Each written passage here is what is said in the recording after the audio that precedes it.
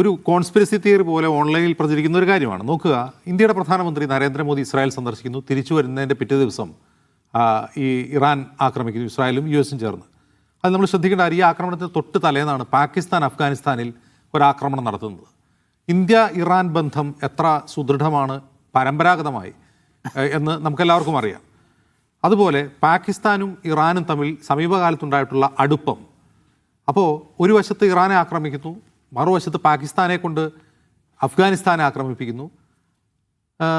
ഇത് തമ്മിൽ എന്തെങ്കിലും ബന്ധമുണ്ടോ?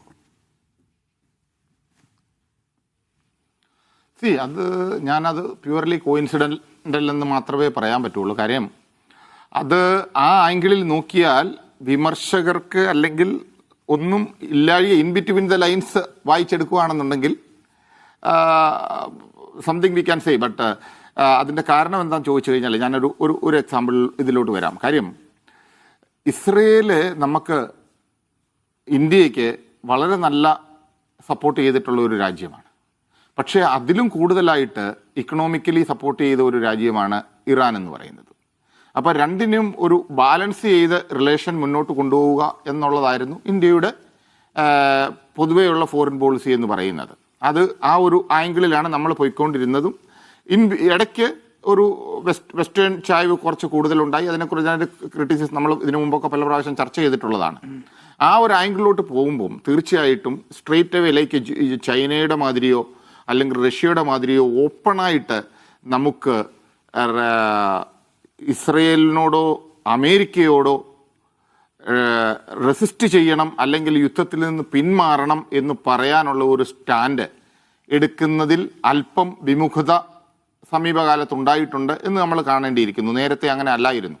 അപ്പോൾ ഇന്ത്യക്ക് ഒരു സേ ഉണ്ടായിരുന്നു, പക്ഷേ ആ സേ വൺ സൈഡഡ് ആയി പോകുന്നു എന്നുള്ളതാണ് നമുക്കിപ്പം കാണേണ്ടിയിരിക്കുന്നത്. കാരണം നമ്മൾ ഒരു ഇമ്പോർട്ടൻ്റ് വളർന്നു വരുന്ന ഒരു ശക്തിയാണ്. ആ ശക്തി നമുക്കത്രയും ലോകത്തിൻ്റെ മുന്നിൽ beat China, beat Russia, beat US or beat Iran or beat any of the country dictate ചെയ്യാനുള്ള ഒരു കപ്പാസിറ്റി ഉണ്ടായിരുന്നു ഒരു രാജ്യമായിരുന്നു. അതിൽ നിന്ന് നമ്മൾ ഒരു പാർട്ടിസാൻ ആറ്റിറ്റ്യൂഡ് ആയിപ്പോയോ, ഒരു സൈഡായി പോയോ എന്നൊരു സംശയം ഇല്ലാതെ ഇല്ല അജീം സർ. അതിൻ്റെ ദൂരവമായിട്ടുള്ള ഫലങ്ങളാണ് നമ്മളിത് ഇതിനകത്തെല്ലാം കാണുന്നത്. നേരെ മറിച്ച് ഇപ്പം ഒരു കാര്യം കൂടി ഞാൻ പറഞ്ഞു വെക്കാം. കാര്യം ഷിയായുടെ അവരുടെ ഏറ്റവും പരമോന്നതമായിട്ടുള്ള ആത്മീയ ആചാര്യൻ മരിച്ചപ്പോൾ തീർച്ചയായിട്ടും ലോകത്തിൻ്റെ എല്ലാ ഭാഗത്തും അതിൻ്റെ പ്രതിധ്വനി ചെറിയ രീതിയിലെങ്കിലും ഉണ്ടായിട്ടുണ്ട്. അപ്പോൾ വിദേശ മീഡിയയിൽ ഈവൻ അൽ ജസീറയിലൊക്കെ കാണിച്ചുകൊണ്ടിരുന്നത് ഡൽഹിയിലെയും അല്ലെങ്കിൽ കാശ്മീരിലെയും ഒക്കെ അവരുടെ റാലിയും കാര്യങ്ങളുമായിരുന്നു. അത് ഞാൻ വിചാരിക്കുന്നത് അങ്ങനെ ഒരു മീഡിയ പ്രൊപഗണ്ട വന്നത് ഒരു കണക്കിന് നല്ലത് എന്നുള്ള രീതിയിലാണ്. കാര്യം ഇന്ത്യയിലും ഇറാനെതിരെ അല്ല, ഇറാൻ സപ്പോർട്ടായിട്ട് ഒരു പ്രൊവോക്കേഷൻ വന്നു, ആൾക്കാർ തെരുവിലിറങ്ങി എന്നൊരു ധാരണ ഇൻ്റർനാഷണൽ കമ്മ്യൂണിറ്റിയിൽ വന്നിട്ടുണ്ട്.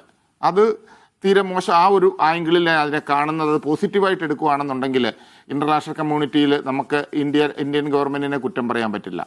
പക്ഷേ ഈ അഫ്ഗാനിസ്ഥാൻ പാകിസ്ഥാൻ ഒരു കോൺഫ്ലിക്റ്റ് വരുമ്പോൾ ബീയിങ് ആൻ ഇന്ത്യൻ നമുക്കൊരു കാരണവശാലും അതിനെ ക്രിട്ടിസൈസ് ചെയ്യാൻ പറ്റില്ല അഫ്ഗാനിസ്ഥാനെ. ഓഫ് കോഴ്സ് അഫ്ഗാനിസ്ഥാനിൽ ഇത്രയും വലിയ ക്രിയേഷൻസ് ഉണ്ടാക്കി വെച്ചത് US ആണെന്നും